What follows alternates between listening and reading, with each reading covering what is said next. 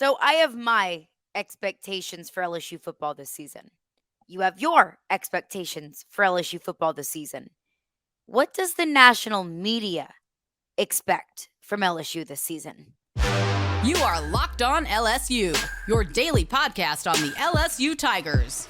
Part of the Locked On Podcast Network. Your team every day.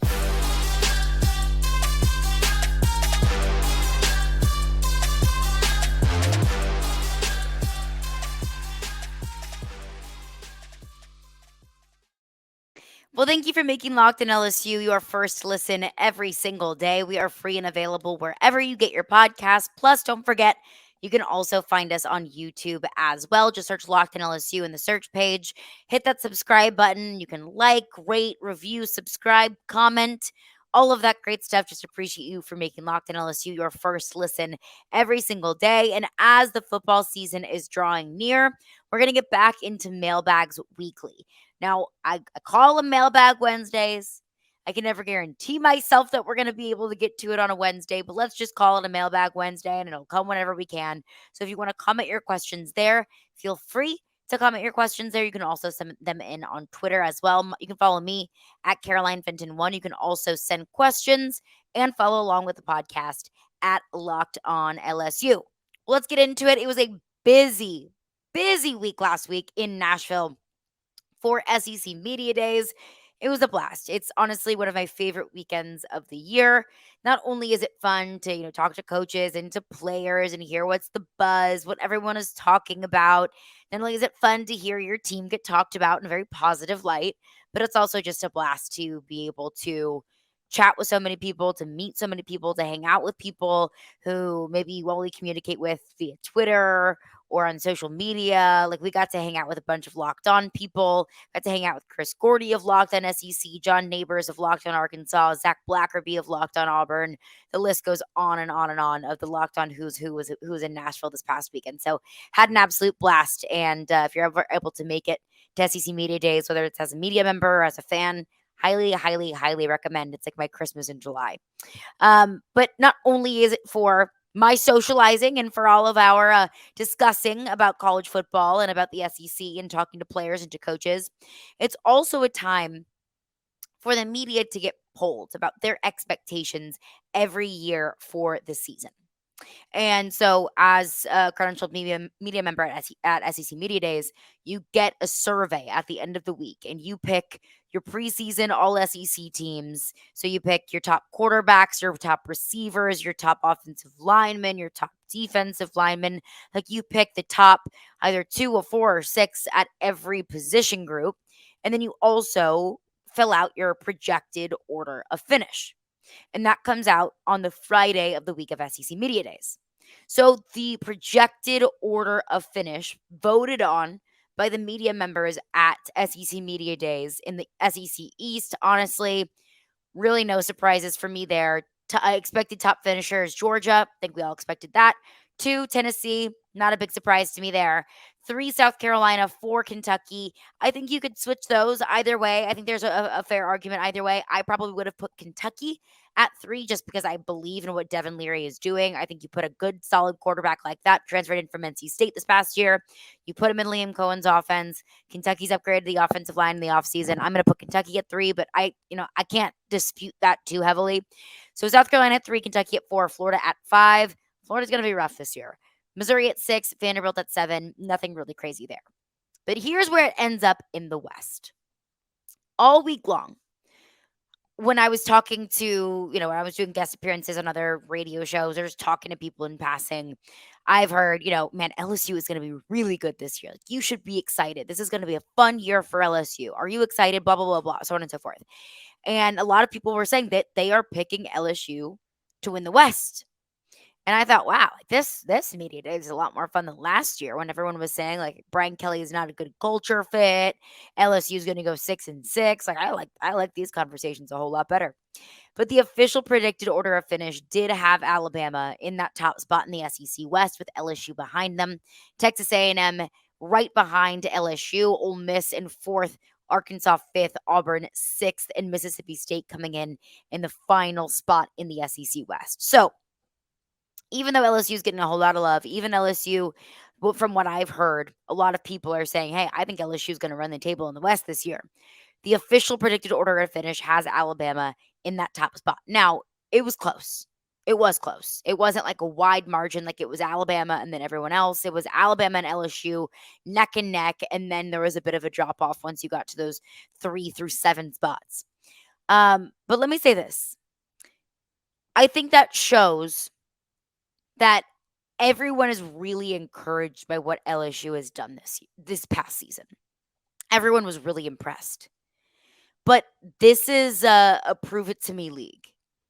And as we know, success isn't linear. So I think what this shows me is that a lot of people need to see Brian Kelly and LSU do it again. Can you be a 10 win in the regular season kind of team? Can you beat Alabama for the second year in a row and not just beat Alabama, but run the West? Can you do that for the second week in a row?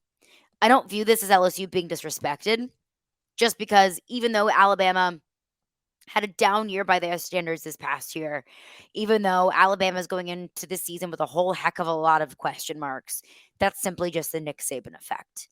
And I think a lot of people go with the more certain option, even though LSU has much more certainty going into this season than Alabama does. Alabama and its brand and its continuity year over year over year over year, not just 2022 to 2023, but since Nick Saban got there until now, Nick Saban in Alabama has run the table. So that's what that shows me. I don't look too far into it. I think I picked LSU this past year in 2022. I think I picked out LSU to finish like fourth in the West. So what do we know at the end of the day? I don't view this as disrespect from the SEC media. I simply view this as, hey, show us you can do it again. Prove it to me twice. And that's what we're going to get into coming up next because I joined Chris Gordy of Locked On SEC to break down exactly that. What are fair expectations for LSU going into this season? So that's what we'll get into coming up next. I'll chat with Chris Gordy. Take your first swing at betting MLB on FanDuel and get 10 times your first bet amount in bonus bets up to $200. That's right, just $20 and you'll land $200 in bonus bets, win or lose. That's great insurance from the FanDuel Sportsbook app. That's $200 that you can spend betting everything from the money line to the over-under to who you think is going to get the first home run, all on an app that is safe, that's secure, and is oh so super easy to use. Plus, when you win, you get paid instantly. There is no better place to bet on MLB than FanDuel, America's #1 sportsbook. So sign up today and visit FanDuel.com/locked on to get up to $200 back in bonus bets. That's FanDuel.com/locked on. FanDuel, official partner of Major League Baseball. All right, rolling along here on Locked On SEC. Thank you guys for making us your first listen every day. Shout out to our everydayers for checking us out. We're doing this thing. We're going across the conference and doing a little season preview on all the different teams in the SEC. And now we make a stop in Baton Rouge, talking all things LSU. And to do that, we catch up with Caroline Fenton of Locked On LSU. Caroline, welcome in. How are you? I'm great. Thanks for having me. Always love the opportunity to talk Tiger football.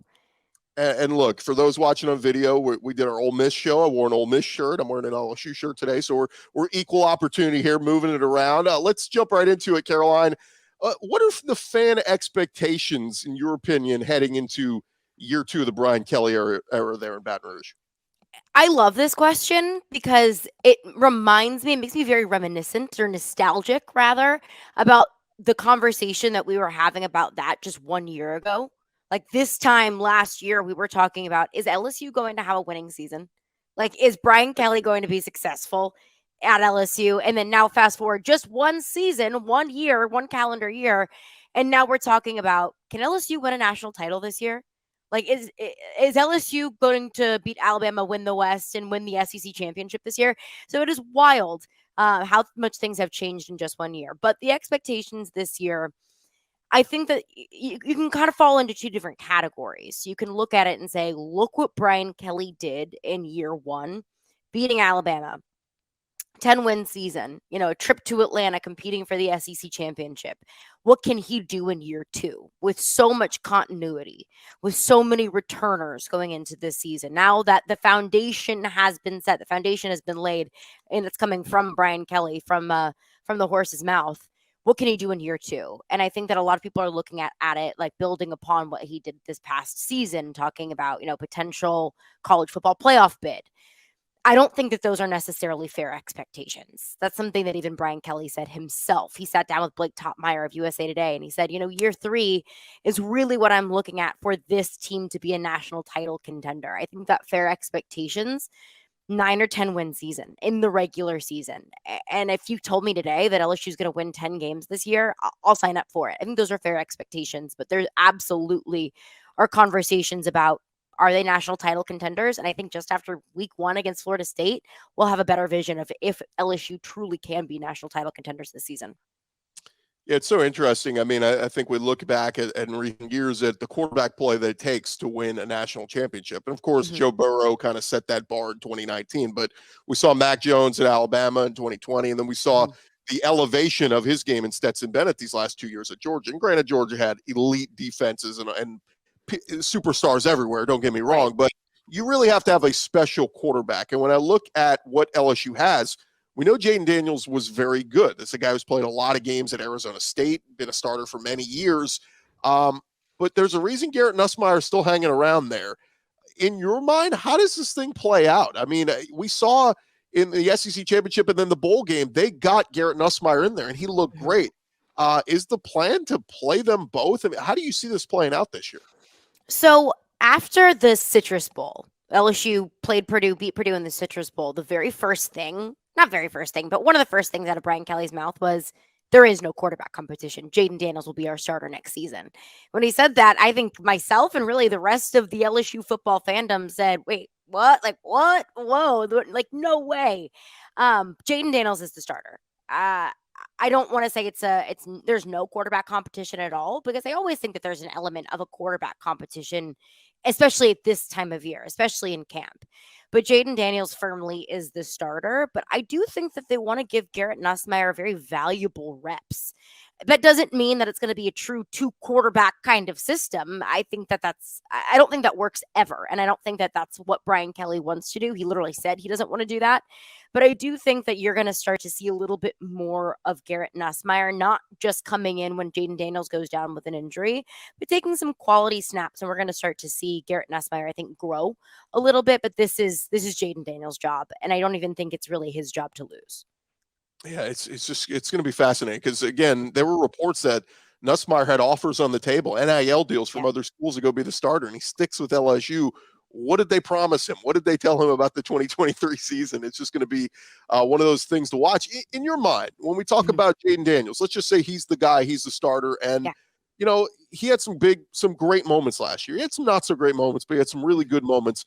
My thought is, if he takes another step forward, this is year 2 in the system with Mike Denbrock running as the OC. If he takes another step forward, how good can he be?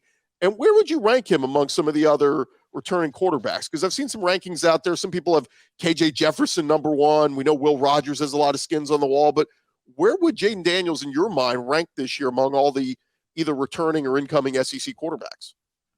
I have no reason to think that he can't be a top 3 quarterback in the SEC this season.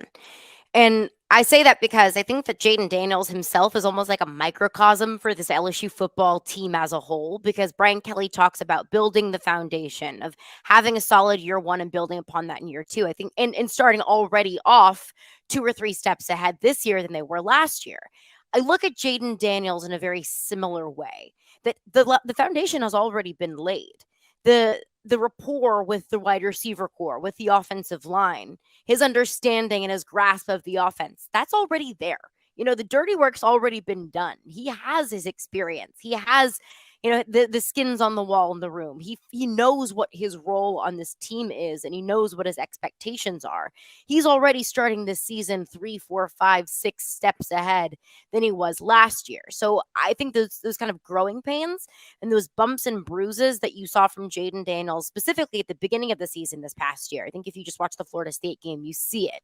Hesitancy throwing the football. You could tell he was very skittish. He didn't have a whole lot of trust in the line and the receivers. And that's probably to be expected, when you're coming into a completely new team. It wasn't just new for Jaden Daniels, it was new for the entire football program, bringing Brian Kelly and his system in. So I think that you're already going to have that confidence in Jaden Daniels. But he's got stuff to work on. He needs to be a better passer. He relies on his legs too much. His legs are a weapon. They're an asset, absolutely. But sometimes that can be a crutch. And when there's a wide open receiver 5, 6 yards downfield, Jaden Daniels has a tendency to take off. He can't do that if he wants to be, to fulfill his goals of winning the Heisman, winning the national title, things that he's already said that he wants to do. That's his goal for the season. So I have no reason to believe that he can't be a top 3 quarterback in the SEC this year, just because of the experience that he has in the league and because of the continuity of this football program. LSU is only one of 2 teams in the SEC returning a quarterback and an offensive coordinator. The only other team is Vanderbilt. So I think that gives him an advantage as well.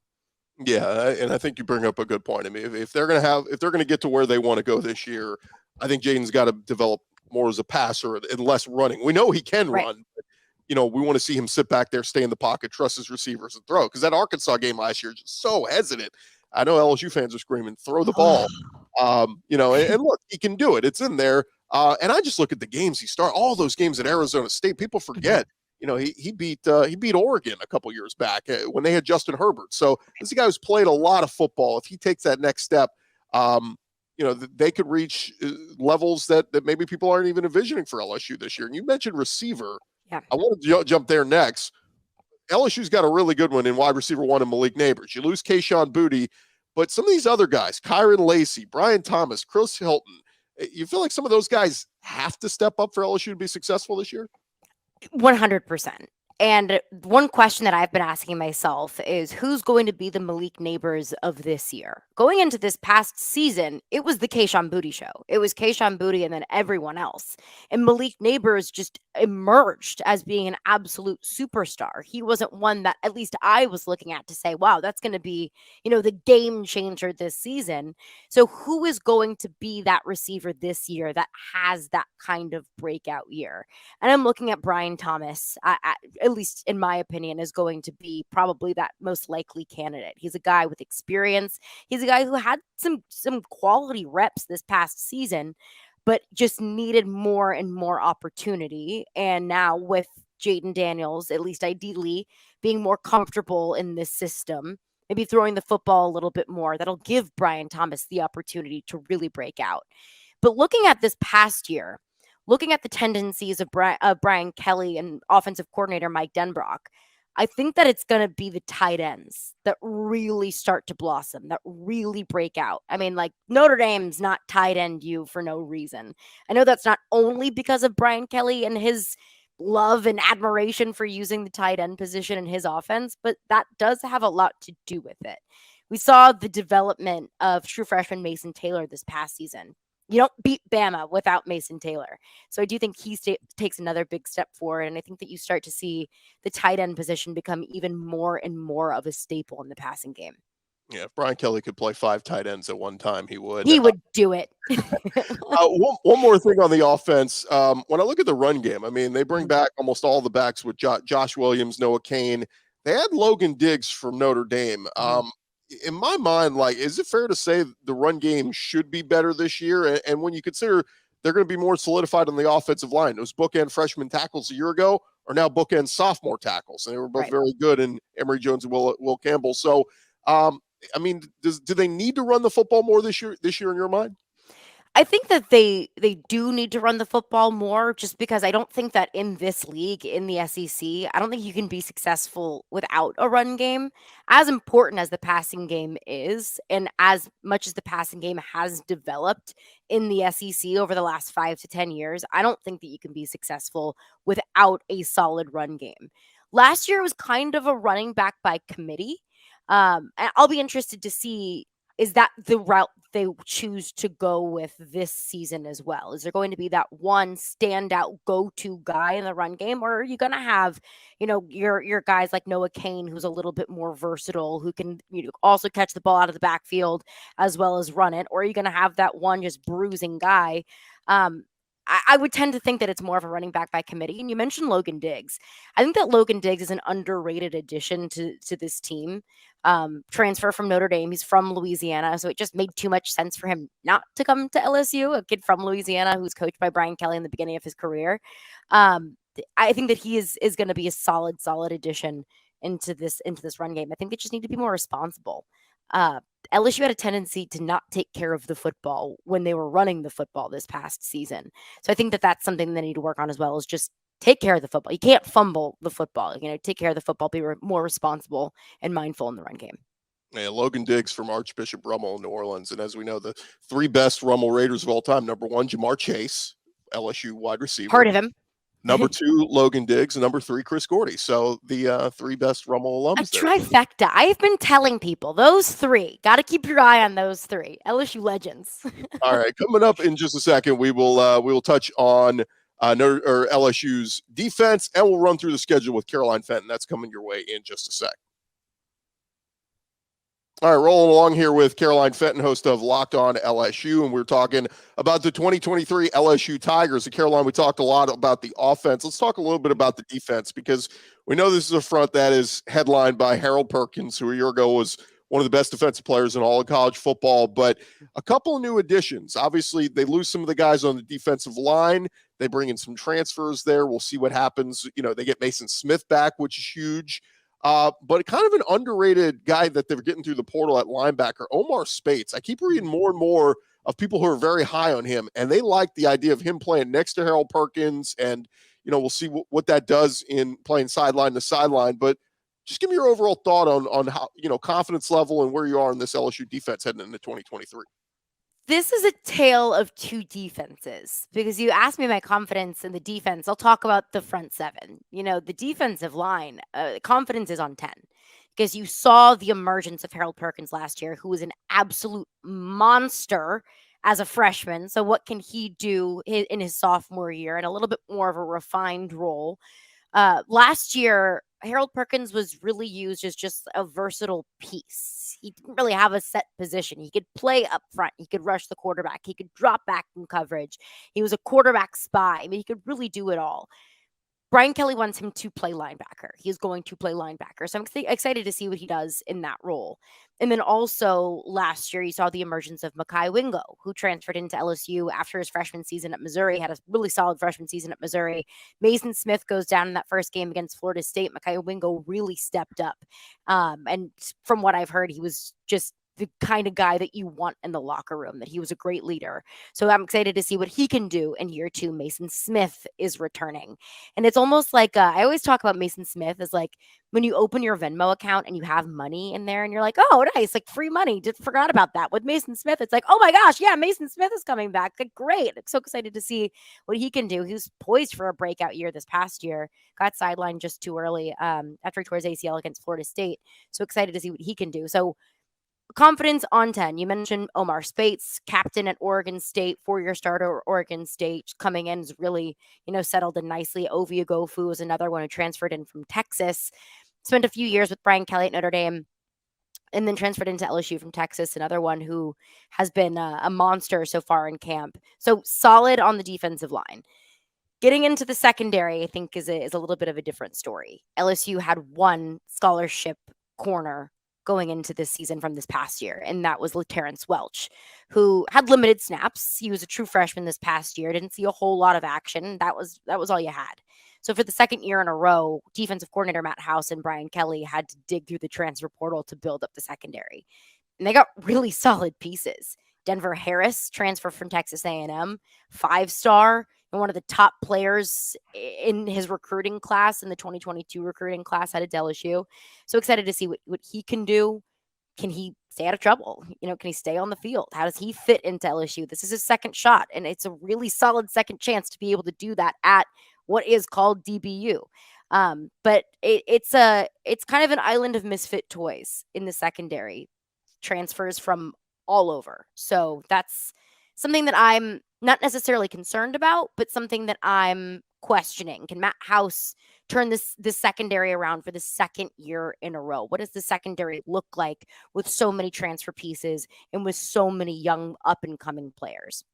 Yeah, and I think you bring up a good point. I mean, safety, you feel good with Major Burns and Greg Mm-hmm. Brooks back there, but that those corner spots, Cy Alexander from Southeastern, Deuce Yep. Chestnut from Syracuse, good players. But if you're LSU, should you really be digging up corners from Southeastern and Syracuse? Like you should be grooming your own guys. So Right. be With the fast. reputation of this program, it's out of character to not have those defensive backs just lined up on the depth chart. Yeah, no doubt. Well, let's dive into it, Caroline, as we start to look at LSU's schedule. Mhm. Obviously, right out of the gates, the game against Florida State in Orlando. We know LSU fans are hoping to win that game after losing the heartbreaker last year in New Orleans. But on the flip side, God, Florida State is loaded. I mean, they bring back Jordan Travis at quarterback, all the new pieces they added through the transfer portal. So that one to me is still very much a 50-50 game. Where are you on the Florida State game?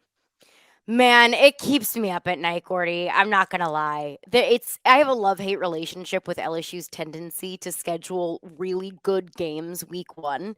LSU does this every year, and I love it because I get a good peek behind the curtain of what this team is really going to be. A better idea when you play Florida State versus, East West Technical Community College week one, playing a cupcake, cough cough, Nick Saban in Alabama.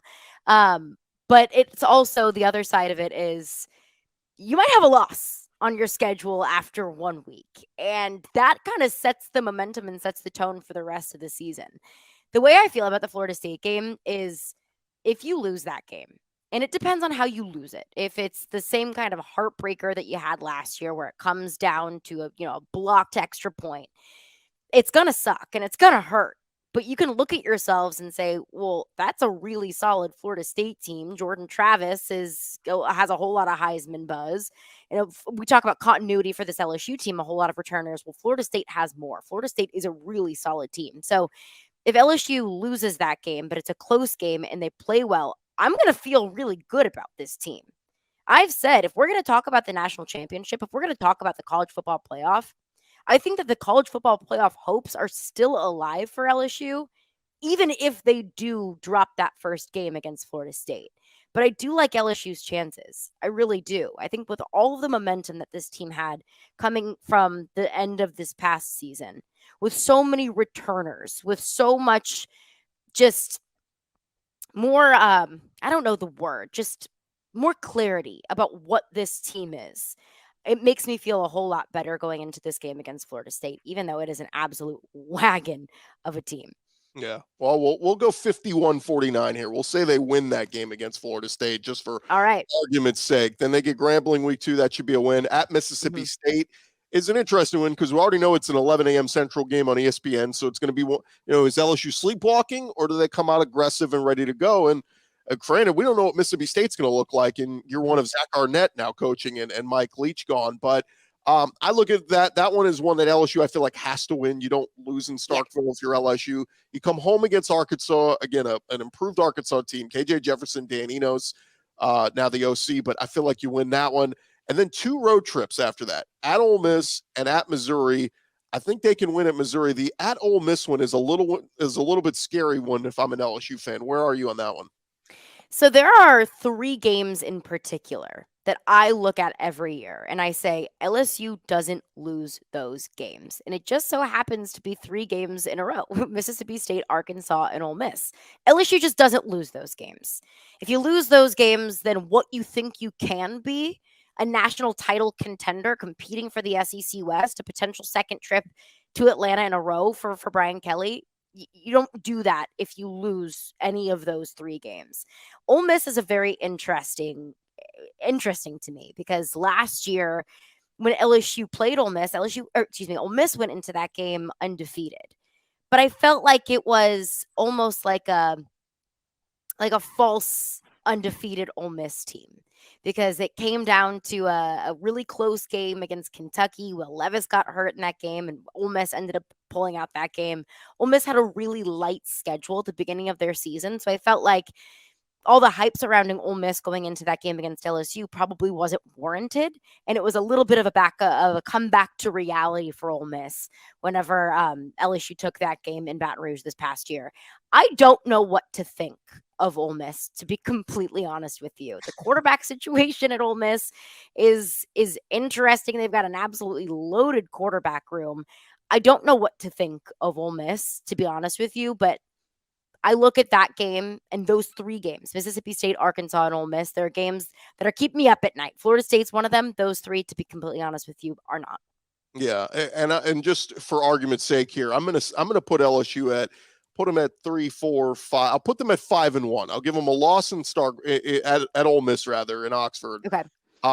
So I got them at 5-1 going to that Auburn game. I feel like this is the year to beat Hugh Freeze in the transition year. You're in Baton Rouge, because I feel like next year that's going to be a brutal game going to Auburn in year 2 of Hugh Freeze and all that. So I feel like LSU beats Auburn this year. Mhm. Then they get Army, which is a really tough team to plan for and scheme for. Right Interesting schedule choice there. Don't know why we're playing Army. I feel like they win both of those though. So I've got them at what that's 4, 5, 6, 7, 7-1. 7-1 going into Alabama. Mhm. This game still decides everything. Even with the loss to Ole Miss, you beat Alabama, you're in the driver's seat for the SEC West. So give me a thought on LSU Bama. We saw it a year ago. Alabama, obviously, they've taken a step backward. They lose Bryce Young, they lose Will Anderson, but a lot of people are still picking them. Even despite the quarterback questions, people are still picking Alabama to win the West because it's Nick Saban. But it's tough to play in Tuscaloosa. But if LSU wants to build off of last year, this is a game they can win. So I think it's interesting how Alabama loses 2 games, and now all of a sudden everyone is willing to write Alabama off like there's some frou-frou game on the schedule, and Nick Saban is some kook coaching that that football team. That I think is scary to me. An Alabama team that's being maybe overlooked, or an Alabama team that everyone looks at as, well, it's Alabama, but Georgia is the team to beat. That is a very scary scenario for me, because I know Nick Saban is collecting all of it as bulletin board material, and he's going to want to come back with a vengeance. There's a reason why it's really difficult to beat Alabama once. It's even more difficult to beat them in back-to-back years. But I am going to say, if you're going to beat Bama 2 years in a row, this is the year to do it. When you have so much consistency, when you have a team that's very reminiscent of what you had last year. Same quarterback, same coordinators. You're returning your top 4 rushers. You're returning your top receiver. When Alabama has some quarterback concerns, questions, when you're bringing in 2 new coordinators, this is the year to beat Alabama in back-to-back years. Bryant-Denny's a tough place to play. It really is. I don't love the fact that the game's in Tuscaloosa, but in 2019, you marched into Tuscaloosa and you beat Alabama, and it was a much better Alabama team then than I think you're going to see this year. So I'm not going into the game with a ton of, I'm not going to say confidence, but I look at that and say, this is a really wonderful opportunity. If LSU played Bama in Tuscaloosa in September, I give LSU the win. The fact they get them in November, I think Alabama's already got the quarterback thing figured out there. Yeah, right. Jalen Milroe, Ty Simpson, Tyler Buckner, whoever it is, I feel like they've solidified that guy and they're rolling. So I'll give LSU a loss there, 7-2. That's fair.